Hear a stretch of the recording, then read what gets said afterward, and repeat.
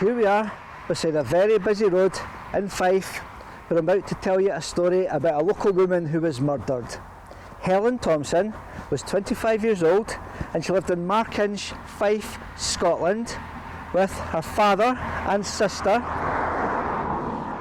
One night on the 5th of February 1896, around 5 p.m, Helen decided to walk to nearby Milton of Balgony to visit some friends. Helen was profoundly deaf, but she had walked this way many times, usually with her sister for company. By 7 o'clock, Helen's father, Alexander, was worried. He'd expected his daughter home by now.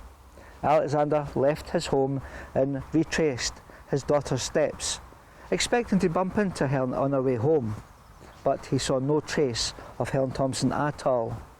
He went back home and vowed to resume his search early the next morning. The next day at first light, Alexander found Helen's feather boa lying on the ground here, beside a gap in the wall.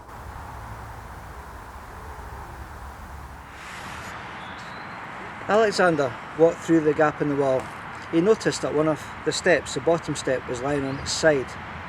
As he walked into the wood, he hadn't travelled 20 yards when he saw what he thought was a pile of old newspapers lying beside some spruce trees.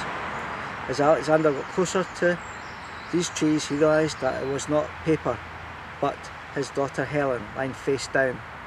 Alexander ran to Helen. He turned her around. Her face was bloodied. Around her wrist was a length of rope. It was about 15 inches long and looped at both ends. Alexander, in a daze, stumbled back onto the roadside, where he met a passer-by. This man persuaded Alexander to go into Markinch and inform the police. A wee while later, Alexander Thompson, a police constable and a doctor returned here to the woods. Helen was picked up, taken to the road and put onto a milk cart and taken back to the family home. Lying around the body were some books. Helen's handkerchief was also found nearby. On her body, her gold watch and ring indicated that this was not a robbery. A wee while later, the Procurator Fiscal and the Deputy Chief Constable of Fife arrived on the scene. And that day, over 100 people made their way to this site to look at where Helen had been killed, to fulfil their morbid curiosity.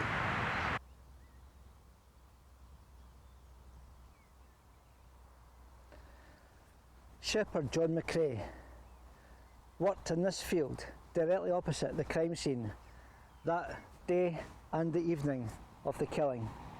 He tended 400 sheep. Shepherds use rope like the one found in the body, the same length and looped to tie the legs of sheep together. McCrae was taken to Markinch and then to the train station, where he was led through a crowd who booed and hissed at him as he was put in a carriage. The train took McCrae to Cooper, where at the police station he was charged and then transferred to the prison in Dundee. The police investigating the case had surmised that Helen's attacker had dragged her through the gap in the wall and about a dozen yards east before turning into the wood and walking for another 8 or 10 yards before killing Helen at a clump of spruce trees. After killing Helen, the murderer fled, exiting the wood about 500 yards from the body and crossing the wall with the aid of a standing stone. The police discovered that on the night she was killed, Helen had visited a Miss Duff at Milton of Balgony. She stayed for about half an hour and borrowed 8 or 9 Horner penny books. Miss Duff and her sister escorted Helen about half of the way back home. Miss Duff told the police that Helen was particularly cheery that night. Postman Thomas Spittle met Helen as she walked back to Markinch. He said the only other person he saw that night in the dark was Jim Main, but it turned out Spittle was wrong, for Main was actually at home. Who Spittle actually passed was a man called Thomas Fraser, who was going to Markinch for medicine. On the night of the 13th of February, John McCrae was brought here to see if visiting the crime scene would have any effect on him. He was also walked past Thomas Spittle, the postman, to see if Spittle recognised McRae in the dark. Afterwards, Spittle said that the man who walked past him on the night of the murder was taller than John McRae. On the 11th of February, the police had another suspect. James Morrison, who was 24 years old and lived with his mother and two brothers, was arrested at his workplace of Wells Green Colliery.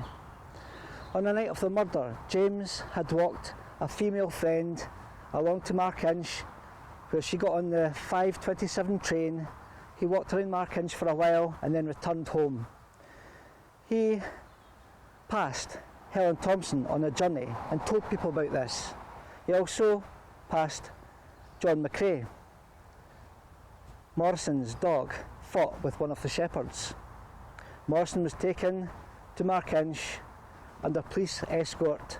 His elder brother, came with him. Morrison, despite his brother being with him, sobbed the entire journey. On the 12th of February, John McRae was released by the police. McRae had an alibi. Several people, including his boss, Mr. Shaw, and his boss's wife, stated that McRae was at the Shaw home at East Meetings Farm, where John McRae lodged, by 6 p.m. on the night of the murder. Another shepherd and a domestic servant backed up the alibi. After eating his evening meal, McRae and the other shepherd delivered sheep to the butchers at Windygates. This was in the opposite direction of the crime scene. On Thursday the 13th of February, the day after McRae was released, the police also freed James Morrison. After a meeting with James's two brothers and the Procurator Fiscal in Cooper, the police handling of the case was starting to get criticised, and the investigation was even brought up in the House of Commons in London. A man with connections to Markinch, acting suspiciously near Glasgow Cathedral, was arrested and questioned about the murder, but he was later released. The police in Fife seemed to be getting nowhere despite getting extra help when an experienced detective was sent to Markinch from Edinburgh to help with the case. On the 28th of February, a letter with a Glasgow postmark was posted to the Chief Constable of Fife. The letter writer stated that he had been on a train in Markinch station on the night of the murder. While the train was stationary, a man and a dog entered the carriage. The author of the letter stated that the man looked dishevelled and had blood-stained hands. An urgent appeal was printed in the newspapers for this witness to come forward.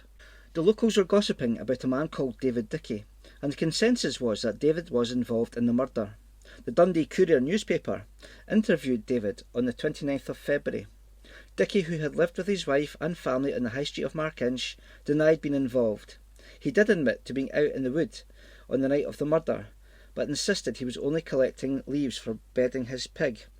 David also said that he knew the Thompson family and called Helen a nice, quiet girl. David told the reporter that he had heard from his wife that Helen had been murdered, and he described his reaction to the news as being fair thunderstruck. Joshua Taylor, known as Joe to his friends, had fled Markinch after being involved in a local fraud. He lived in the nearby village of Star with his wife and two children.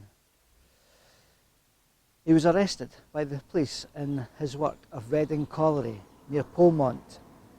When he was apprehended, all his friends assumed it was to do with a murder here in Markinch.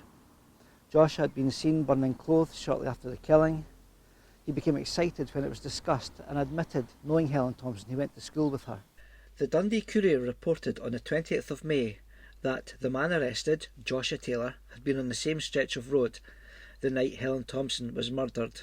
The paper also said that he could have passed Helen, recognised her, and realised she would have to walk past the gap in the wall. He could have hid behind this gap and pounced on Helen as she made her way home. The Courier also stated that Taylor had been begging near Milton of Balgony the day Helen was killed, and a maid gave him some bread. When she heard of the murder, the maid informed her mistress that the killer might have been Joshua. The mistress did not think this was possible, and she forbid the maid from going to the police. Only after the maid left her job did she tell the authorities of her suspicion. The police stated that they did not think Joshua Taylor was involved in the murder. He was only arrested in connection with a fraud. A man called Hugh McLean, who was arrested for theft in Airdrie, was questioned about the killing, but that was discounted, as was a man who confessed to murdering Helen Thompson. He was serving time in prison and confessed to his cellmate. The police seemed to be getting nowhere forward fast concerning the case, despite the fact that the letter writer who sent this letter to the Chief Constable of Fife, he also came forward. It turned out he was Inspector of the Poor from a parish near Glasgow, but the information he could give didn't help the police one little bit. Neither did a small boy who told the police that on the night of the murder he saw a man going into the woods where Helen was killed.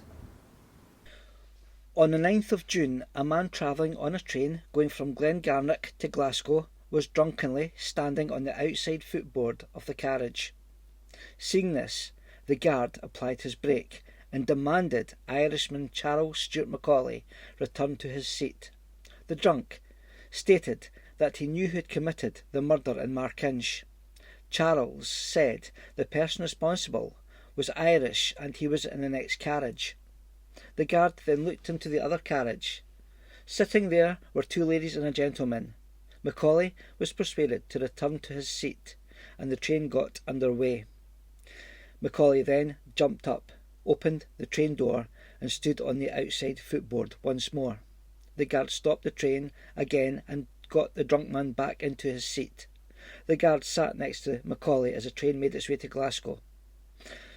Charles was taken to the police station, where he again stated that the man who killed Helen Thompson was an Irishman and he knew who it was.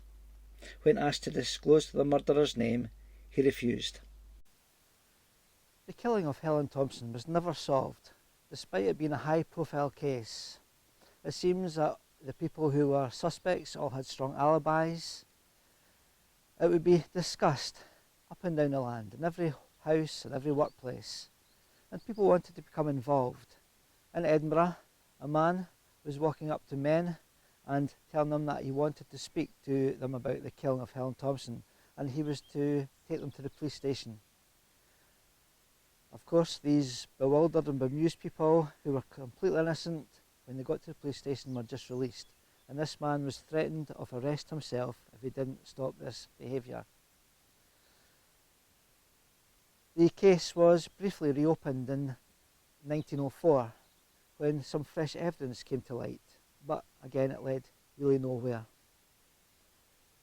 Helen Thompson is now buried in this cemetery in Markinch, and I think we'll go and find her grave.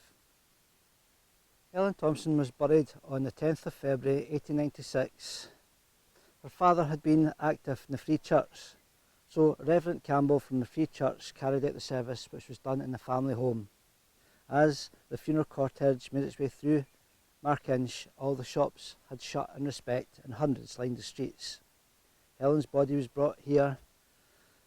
Her coffin was covered in wreaths and flowers, and around 200 mourners attended.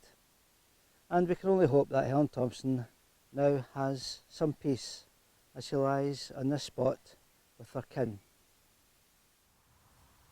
This is where we think Helen's body was discovered, when her father came through the wall and looked over here and saw what he thought was a pile of newspapers. And we think that Helen was killed here because it ties in with what the police stated. The police said Helen was dragged by her attacker along the wall and then into the woods. And we think that these stumps here were the spruce trees, because it was stated that shortly after the killing, the authorities ordered that the trees be chopped down. It was to prevent people coming to the site to have a look at the murder, the place where Helen had been murdered. So we think that these tree stumps that I'm standing beside was where Helen was killed. So we at History and Horror Tours have decided just to pay our respects to Helen Thompson by laying some flowers at the site that she was killed.